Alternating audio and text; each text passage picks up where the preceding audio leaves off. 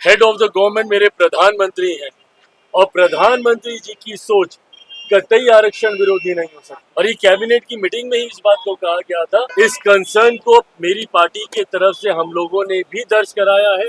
नमस्कार, हमारा नाम है समरीन और आपने देखना शुरू कर दिया है लाइव सिटीज। देखिए, आपको याद होगा कि बीते दिन बिहार के पूर्व डिप्टी सीएम तेजस्वी यादव ने बड़ा ट्वीट किया था। लाइव सिटीज ने भी आपको वो ट्वीट दिखाया था और आपने देखा था कि इस ट्वीट के जरिए तेजस्वी यादव ने यूपीएससी में लैटरल एंट्री पर बड़ा प्रश्न चिन्ह लगा दिया था, सवाल खड़ा किया था और साफ साफ कह दिया था कि पिछड़ों के हक पर डाका डाला जा रहा है। आपको बता दें कि अभी अभी दिल्ली से पटना पहुंचे हैं एलजेपीआर के राष्ट्रीय अध्यक्ष चिराग पासवान।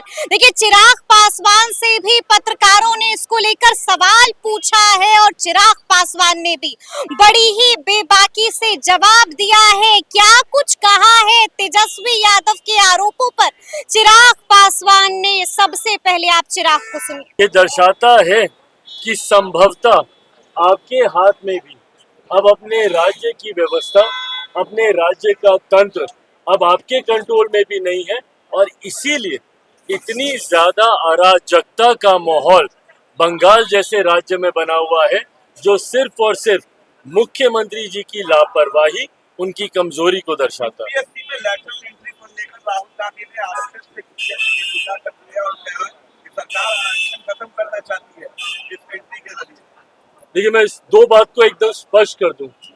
अगर किसी भी एक विषय को उदाहरण के तौर पर दिखाकर अगर सरकार की नीयत पे सवाल उठाया जाएगा तो आज की तारीख में सरकार का अंग होने के नाते मैं इस बात को स्पष्ट कर दूं, हेड ऑफ द गवर्नमेंट मेरे प्रधानमंत्री हैं और प्रधानमंत्री जी की सोच कतई आरक्षण विरोधी नहीं हो सकती। पीछे कुछ दिनों पहले जब अनुसूचित समाज में भी आरक्षण को लेकर मतभेद को पैदा करने का प्रयास किया गया था, सुप्रीम कोर्ट के द्वारा जिस तरीके से उसमें अलग अलग प्रावधान बनाए जाने की बात कही गई थी, उस पर भी मेरे प्रधानमंत्री ने स्पष्ट तौर से कहा था और ये कैबिनेट की मीटिंग में ही इस बात को कहा गया था कि आरक्षण को जिस तरीके से बाबा साहेब भीमराव अम्बेडकर ने जो प्रावधान बनाए हैं वही प्रावधान वैसे ही लागू रहेंगे। आज जिसका आप जिक्र कर रहे हैं, दूसरी बात ये, पहली बात तो सरकार की सोच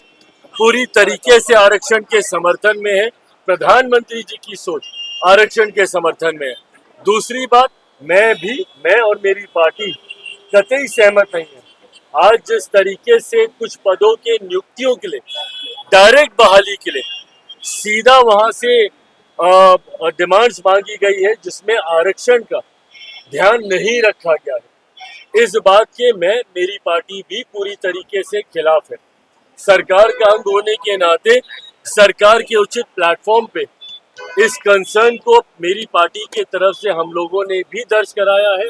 आने वाले दिनों में भी इसके ऊपर मजबूत आवाज हम लोगों की तरफ से उठाई जाएगी। कोई भी सरकारी पद की नियुक्ति अगर निकलती है तो उसमें आरक्षण के प्रावधानों का ध्यान रखा जाना जरूरी है।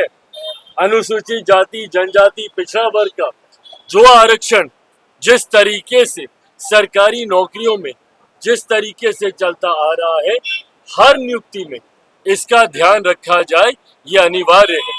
और अगर ऐसा नहीं रखा जाता है, जो कि आज हम लोग को भी देखने को मिला है, इसके लिए सरकार उचित कार्रवाई जरूर करेगी। कह रहे हैं कि हमें आपकी सर्टिफिकेट की कोई आवश्यकता नहीं है, हम एनडीए में हैं और एनडीए में रहेंगे। Thank you. प्लीज कह रहे हैं कि हमें सर्टिफिकेट की जरूरत नहीं है, हम एनडीए में हैं और रहेंगे।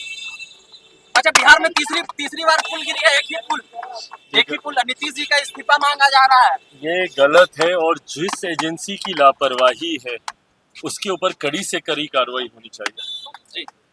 तो सुना आपने कि क्या कुछ कह रहे हैं चिराग पासवान। हमने आपको बताया था कि किस तरह से तेजस्वी यादव बमक उठे थे, क्या कुछ कहा था ट्वीट करते हुए तेजस्वी यादव ने, वो भी हमने आपको दिखाया था। इसको लेकर चिराग पासवान ने भी बड़ा बयान दिया है। क्या कुछ कहा है चिराग पासवान ने, कौन सा बड़ा इशारा दे दिया है, क्या कुछ कह रहे थे वो चिराग पासवान ने बड़ी बात कह दी है। देखिए उनसे प्रश्न ये भी हुआ था कि पशुपति पारस ने भी बड़ी बात कह दी है। आपने देखा कि सवाल का चिराग पासवान ने कोई उत्तर नहीं दिया है। तेजस्वी यादव के आरोपों पर खूब बोले हैं चिराग पासवान।